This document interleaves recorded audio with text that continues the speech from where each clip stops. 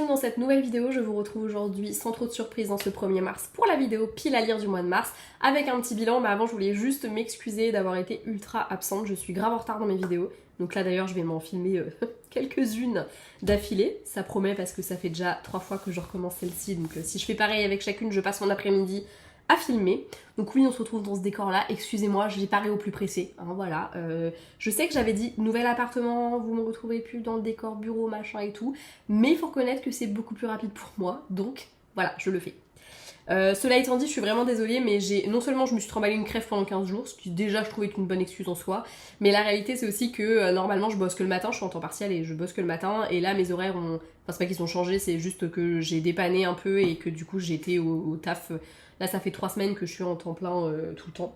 Et que je fais des horaires de bureau assez classiques, mais en vrai ça me fait rentrer tard et j'ai plus l'habitude en fait, tout simplement. La meuf n'a plus l'habitude de bosser, et d'habitude je filme les vidéos dans l'après-midi quand je suis tranquille, peinard, que j'ai la luminosité adéquate aussi, et que j'ai du temps. Et là j'en avais pas trop, donc voilà, j'ai privilégié d'autres choses. Mais ça ne m'a pas empêché de lire, donc vous aurez quelques updates lecture qui vont sortir, notamment il y en aura un ce mercredi, un celui d'après, et je crois qu'il y en aura encore un après. Je crois qu'il y a encore 3 updates lecture qui viennent pour le mois de février, donc restez connectés évidemment. Notamment parce que dedans je vais vous parler des livres que je vais évoquer un petit peu là. J'en ai lu donc 11 au mois de février. Je suis plutôt satisfaite de ce nombre, satisfaite de mes lectures un peu moins. Globalement ça a été un mois plutôt déceptif, honnêtement. J'ai eu 2 coups de cœur. J'ai eu Mauvaise Mère de Kelsey Cox qui était vraiment cool et qui m'a été envoyé par Ned Gallet. Et j'ai eu La Promesse des Astres de Flora Peoni, de l'auto-édition, que j'ai également adoré, c'était vraiment juste génial. Et c'est 2 romans que je vous conseille. Mais à côté de ça, c'était plutôt déceptif. Voilà, je crois que ma plus grosse déception c'était Histoire d'A de Laure Manel, dont je vous parle la semaine prochaine. Où franchement, j'ai vraiment pas aimé le roman. Ça a été vraiment très pénible pour moi de faire un post dessus sur Instagram, parce que j'aime toujours mettre en avant ce que j'ai aimé dans un livre sur Instagram, et là honnêtement j'en ai un peu chié à trouver parce que c'était pas ouf. Mais voilà, on en reparlera un peu plus ensemble la semaine prochaine.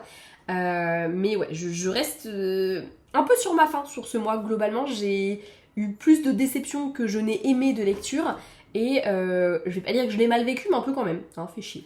Parmi ces 11 livres, du coup, il y en a 3 qui n'étaient pas prévus dans ma pile à lire. Il y a du coup Mauvaise Mère de Kelsey Cox qui m'a été envoyé par Ned Gallet.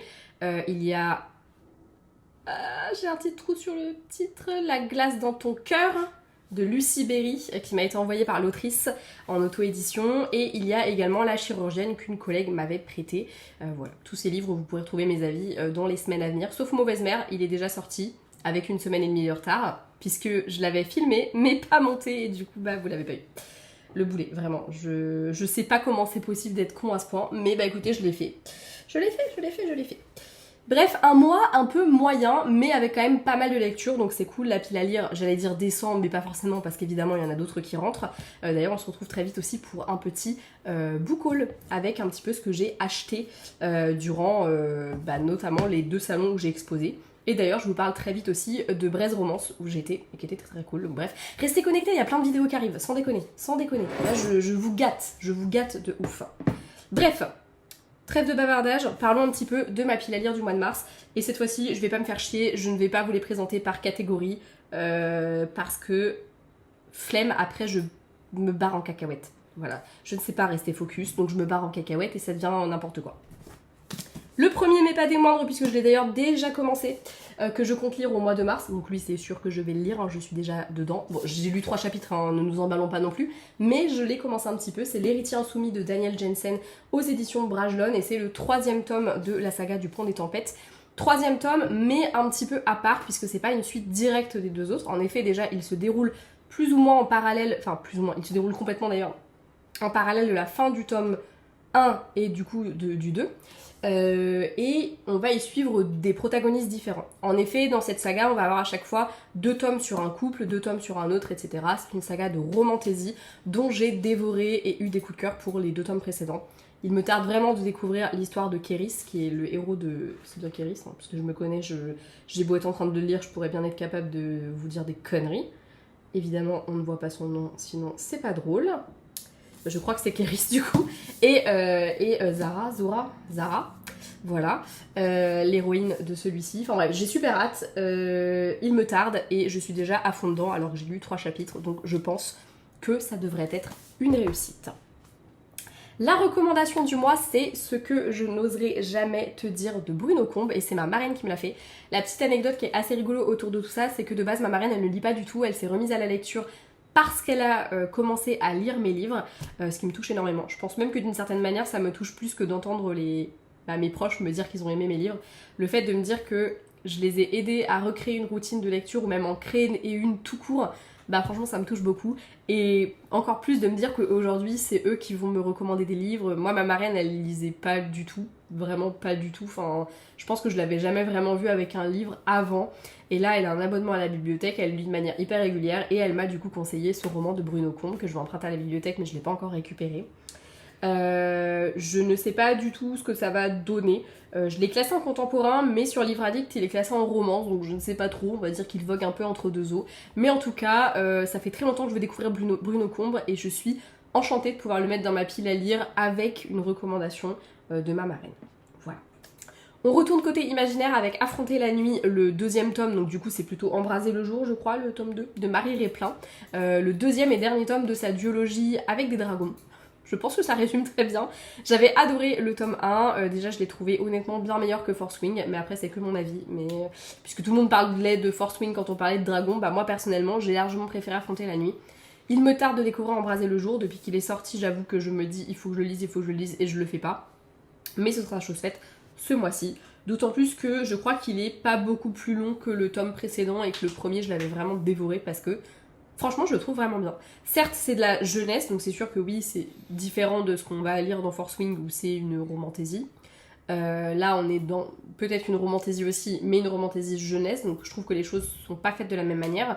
Mais franchement, ça vaut le détour. Et même s'il y a des ressorts qui ont plutôt trait au young adulte, je trouve que globalement, c'est une saga qui est vraiment cool et qui mérite d'être lue. Autre saga qui mérite d'être lue et toujours dans l'imaginaire et que je compte terminer ce mois-ci, c'est La Selkie, avec tome 3, du coup La Malédiction de Sandwood Bay de Megara Nolan. Gros coup de cœur pour le tome 1, gros coup de cœur pour le tome 2, enfin voilà, je ne sais pas quoi vous dire de plus pour vous pousser à lire cette saga. Je vais la clôturer du coup là avec le tome 3 et après je lirai du coup la saga compagnonne, c'est un préquel d'ailleurs, la saga compagnonne, je suis pas du tout sûre de ce que je suis en train de dire. Enfin, je sais que c'est un préquel, hein, mais je suis pas du tout sûre de l'appellation saga compagnonne. Je ne l'ai jamais utilisé, je ne sais pas pourquoi c'est ça qui est sorti en premier. En tout cas, j'ai très hâte de terminer la Selkie. Je sens avec tout le petit fil rouge là qu'on a déroulé dans les tomes 1 et 2 que ça va être pas mal du tout. Donc j'ai trop hâte. Voilà. J'ai également très hâte de lire Aucun regret de Marie Kubica. On est plutôt sur du thriller là en l'occurrence. Je l'avais déjà mis dans ma palle, je crois, à peu près au moment de sa sortie. Marie Kubica, je l'aime beaucoup. Hein. C'est une autrice, à chaque fois que je la lis, globalement, j'aime ce que je lis. Du coup, j'avais honnêtement très hâte de le lire. Et en plus de ça, il est dans l'abonnement Kindle, donc je trouve que c'est d'une pierre deux coups. Après tout, il faut bien rentabiliser cet abonnement Kindle. Là, comme ça, je sais même plus de quoi ça parle, mais je sais juste que ça me fait hyper envie. Donc franchement, on fonce direct dedans.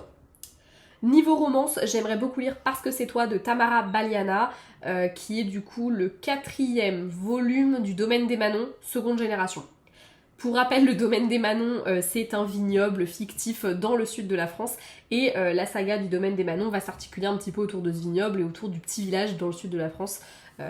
Voilà. Et on va y suivre différents couples à chaque fois qui évoluent dans le même domaine. Et du coup, moi j'ai commencé comme une idiote par la 2e génération, donc un peu les enfants de ceux de la 1re génération. Et là, j'arrive au 4e volume, Parce que c'est toi, et j'ai très hâte de le découvrir. En tout cas, j'ai adoré les deux tomes, non, bah du coup ça en fait 3, hein, si c'est le 4e, Anaïs. C'est bien, tu sais compter, on n'est pas trop mal là-dessus. J'ai beaucoup aimé, j'aime beaucoup la plume de Tamara Baliana, je trouve qu'elle arrive à allier des histoires très jolies, très belles, très douces, et très drôles à la fois, avec des petits moments un peu rigolos, enfin bref, j'aime beaucoup. C'est tout ce que j'aime en romance. Je compte également découvrir la plume de Nina Loren, toujours en romance, avec Breaking the Game. C'est un livre que j'ai dans ma pile à lire liseuse depuis très longtemps, au point que je l'avais oublié et que d'ailleurs à l'époque de la réédition avec une autre cover du livre, j'ai failli l'acheter je pense au moins 12 fois à Cultura à l'époque où j'y bossais. Et miracle, je ne l'ai pas fait, heureusement, puisque du coup je l'ai déjà dans ma palle. On est sur une histoire de hockey, de mémoire, si je dis pas de bêtises, mais je vous en parlerai plus en détail quand je l'aurai lu, évidemment. J'aimerais aussi beaucoup découvrir les légendes, le tome 1, Black Venus de Dahlia Blake. Déjà parce que maintenant que j'ai vraiment découvert la plume de Dahlia Blake, avec les deux que j'ai lus en décembre, bah j'ai qu'une envie, c'est de poursuivre ma découverte de sa plume. Et surtout parce que cette saga, on en entend parler par tout le monde et je veux savoir. Moi aussi, je veux vivre ce que les autres lecteurs ont vécu. Du coup, bah voilà, Black Venus fait partie de ma pile à lire. J'espère que je vais pouvoir le récupérer à la bibliothèque, sinon bah je l'achèterai, tant pis. Mais il est à la bibliothèque, donc avec un peu de chance, je devrais réussir à le récupérer. Mais je crois qu'il y a 2 autres personnes qui l'ont réservé avant moi, donc ça va être chaud. Je compte également lire Pretty Dead Girls de Monica Murphy aux éditions Lumen. On est cette fois-ci sur un thriller plutôt young adulte du coup. Livre que je veux lire depuis sa sortie en 2018, donc ça commence à dater un peu et je l'ai trouvé d'occasion il y a pas si longtemps que ça, hein, je sais pas exactement, mais peut-être pas l'année dernière, mais ça doit être celle d'avant. Grand max, hein. Je pense qu'il est pas depuis si longtemps que ça dans ma palle. Voilà, j'aime beaucoup les thrillers young adulte, je trouve que parfois ils sont même plus intéressants que les thrillers adultes. Voilà, je trouve que le côté young adulte permet d'offrir des libertés qu'on n'a peut-être pas dans le côté adulte, parce que oui, quand on est jeune, on se laisse plus facilement porter par ce qu'on lit au lieu d'analyser certains trucs. Et je trouve que dans les thrillers, parfois, c'est bien aussi de se laisser porter sans se dire « Ah, bah ça, c'est pas possible. Hein. » Oui, bah on sait, merci, on lit pas pour que tout soit possible, merde. Bref, j'ai hâte de le lire. Et voilà, pas du tout de suite à cette phrase.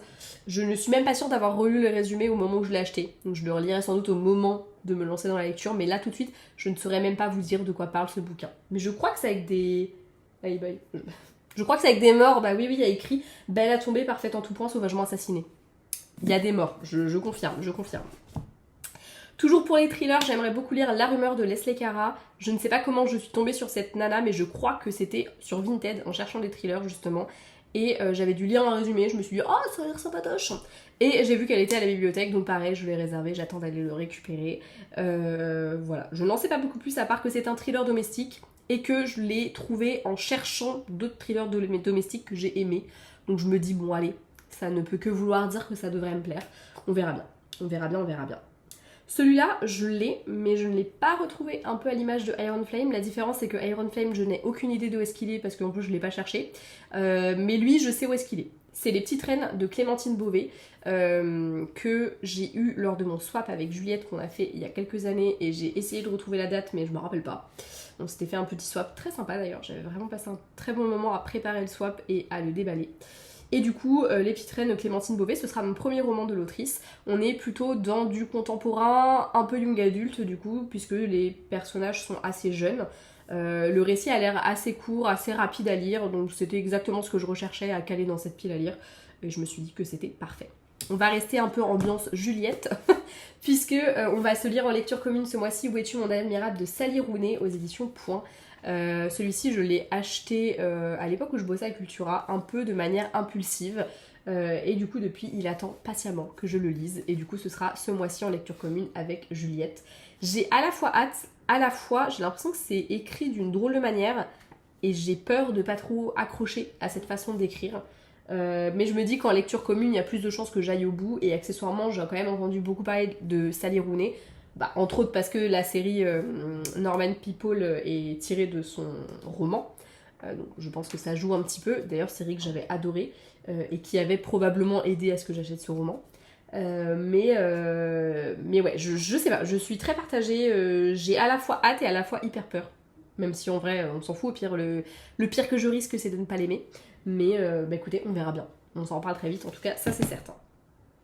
Je compte également lire ce mois-ci Si les étoiles se taisent de Emma Green. Voilà, parce que c'est le nouveau Emma Green. Je ne l'ai pas encore acheté, mais ça ne saurait tarder et j'ai très hâte. Parce que Emma Green, voilà. J'ai beau avoir peut-être un peu moins de coup de cœur pour leurs romans qu'à une époque. Mais en fait, honnêtement, je pense qu'à une époque, j'avais vachement plus facilement de coup de cœur pour de la romance, parce que ce n'était pas le genre que je lisais le plus. Depuis que c'est le genre que je lis le plus, je n'ai quasi plus de coup de cœur pour de la romance. Et accessoirement, bah forcément, mes attentes sont peut-être autres. Et Emma Green, bah j'aime toujours beaucoup, hein, évidemment, hein, c'est des autrices que j'adore. Mais elles me font moins l'effet qu'elles me faisaient avant. Voilà. Mais celui-là, j'avoue, il me tente vraiment bien, parce qu'on est quand même sur du romantique suspense, il y a quand même des histoires de Maccabée et tout. Je pense que ça peut me plaire. Et en même temps, moi la romance, je suis un peu concon, j'aime bien quand c'est de la romance quoi. Du coup, ça va être qui tout double, mais pourquoi pas. Je compte également lire, et cette fois-ci on repart dans les thrillers avec Les filles du 3e étage de Alex Sol. C'est un roman auto-édité qui est dispo dans Labo Kindle. Je n'en avais jamais entendu parler, je suis tombée par hasard dessus en regardant ce que je pouvais emprunter sur Labo Kindle. Et depuis, il me reste dans la tête, j'ai trop envie de savoir. Voilà, de ce que j'ai compris, c'est avec des nanas qui sont au 3e étage. Mais qu'elle est rigolote. C'est avec des nanas qui doivent être enfermées, je pense, dans un appart, dans un 3e étage. J'ai supposé qu'il y avait une histoire de séquestration, mais je n'en sais rien. Là, comme ça, je ne sais pas. Et j'ai trop hâte. Voilà. Vraiment, je sais pas si c'est la couverture qui m'a tapé dans l'œil à ce point, mais depuis que j'ai vu la cover, depuis que j'ai lu le résumé, depuis que j'ai vu qu'il existait, il m'est resté dans la tête et j'ai besoin de savoir. D'ailleurs, je pense que si j'avais pas entamé l'héritier insoumis, ça aurait été lui ma première lecture. Je pense que mon cerveau se tâtait entre les deux, honnêtement. Et enfin, on arrive au 15e livre de cette pile à lire gargantuesque et dingue. Je suis en train de me dire, je ne sais pas comment je vais choisir mes lectures, parce que franchement, ils me font tous de l'œil, donc ça promet. Parce que d'habitude, je sais à peu près, il y en a que j'aime un peu moins, où je me dis, ouais, bon, allez, hein, celui-là, il va rester là. Je le sais d'avance. Là, honnêtement, ça va être très chaud, surtout que le dernier, c'est un roman de Marie-Lu, son dernier, sorti en France en tout cas, Les Nouveaux Alchimistes, Red City, donc le tome 1. Marie-Lu, j'adore, hein, c'est une autrice, je vous en ai pas parlé depuis quelques années, je pense maintenant, mais à chaque fois, c'est un coup de cœur. Je pense qu'elle a écrit une de mes sagas préférées au monde. Ouais, je pense, vraiment, que j'ai même plusieurs en fait. Je crois que toutes ces sagas qu'elle a écrites sont parmi mes préfs. C'est vraiment incroyable ce qu'elle fait. Et du coup, j'ai trop hâte. Voilà. Je pense qu'en plus de ça, on est vraiment sur un peu plus adulte que ce que j'ai pu lire jusque-là d'elle. Mais j'ai hâte. Voilà, c'est à peu près tout ce que j'ai à dire sur le sujet. J'ai vraiment très très hâte. Ah, puis ouais, puis elle avait écrit... Oh, mais oui, c'est elle qui avait écrit, j'ai oublié le nom, mais c'était vachement bien là. Avec merde. Avec la réalité virtuelle là. Warcross. Je crois que c'était Warcross. Oh, c'était incroyable ça aussi. Hein. Oh putain, c'est une tueuse cette femme. Je voulais vous dire le nom de la saga que j'avais en tête, mais je ne me rappelle absolument pas du nom. C'est catastrophique. J'ai une mémoire... Pourtant, normalement, j'ai une bonne mémoire sur les livres que j'ai lus, mais là... Bref. Et bah c'est tout. Écoutez, je vais pas continuer plus longtemps pour vous dire que je vais lire des livres géniaux ce mois-ci. J'espère en tout cas, parce que franchement, le mois de février, il m'a déçu de ouf. Donc là, j'attends le mois de mars au tournant. Mais ça devrait le faire. Voilà. Bref, cette vidéo est enfin terminée. J'arrête de vous enquiquiner avec du blabla pour ne rien dire. N'hésitez pas à me dire si certains de ces livres vous intéressent, si d'autres vous les avez lus, à me donner vos avis en bref et sans spoil évidemment. Et on se retrouve très vite dans une prochaine vidéo. Jusque là, lisez beaucoup et ciao!